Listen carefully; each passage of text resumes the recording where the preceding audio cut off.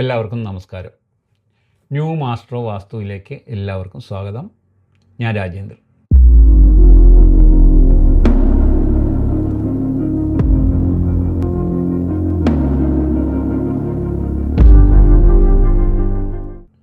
ഇന്ന് ഞാൻ പറയാൻ പോകുന്ന സബ്ജക്റ്റ് മനുഷ്യൻ ജനിക്കുന്നതിനെപ്പറ്റി. ഒരു കുട്ടി ജനിക്കുമ്പോൾ ആ കുട്ടിക്ക് 2 ലഗ്നമുണ്ട്.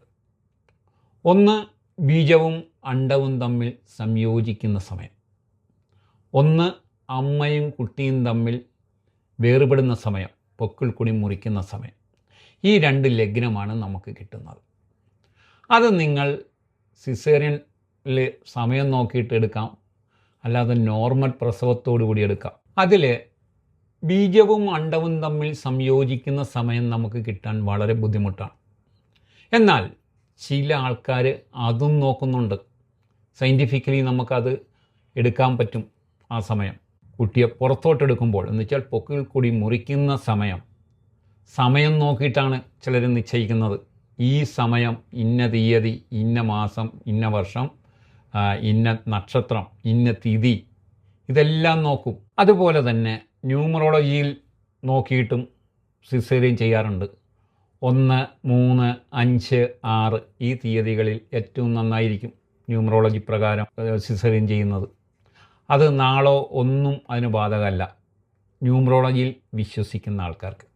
എന്നാൽ ജാതകത്തിൽ വിശ്വസിക്കുന്നവർ നാളും ലഗ്നവും തീയതിയും പക്കവും എല്ലാം നോക്കിയിട്ടാണ് ചെയ്യുന്നത്.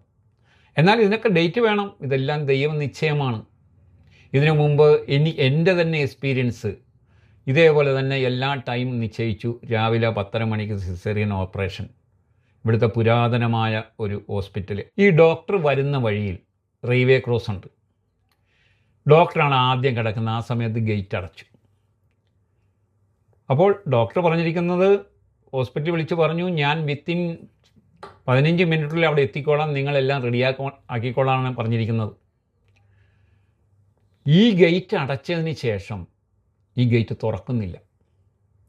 എല്ലാം നിശ്ചയിച്ച് എല്ലാവരും റെഡിയായി നിൽക്കുന്നു ഡോക്ടർ വരാൻ വേണ്ടി. അപ്പോൾ നമുക്ക് യോഗമുണ്ടെങ്കിൽ മാത്രമേ നമ്മൾ ടൈം നിശ്ചയിച്ചാലും നമുക്ക് ആ കാര്യം നടക്കുകയുള്ളൂ.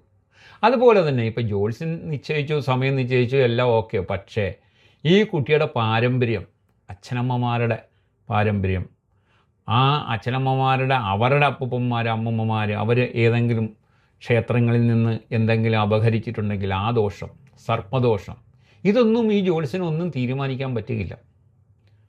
അപ്പോൾ ഇതിനെ പറഞ്ഞു വരുന്നത്, നോർമൽ പ്രസവം ആണെങ്കിൽ എല്ലാം കറക്റ്റായിട്ട് ദൈവനിശ്ചയം പോലെ നടക്കും. അപ്പോൾ ഇന്ന് ഞാൻ പറഞ്ഞ ഈ വിഷയം നിങ്ങൾക്ക് ഇഷ്ടപ്പെട്ടിട്ടുണ്ടെങ്കിൽ തീർച്ചയായും ലൈക്ക് ചെയ്യണം, ഷെയർ ചെയ്യണം, എല്ലാ കൂട്ടുകാർക്കും അയച്ചു കൊടുക്കണം. ഇന്നൊരു ശുഭദിനം നേർന്നുകൊണ്ട് ഞാൻ ചുരുക്കുന്നു. നമസ്തേ.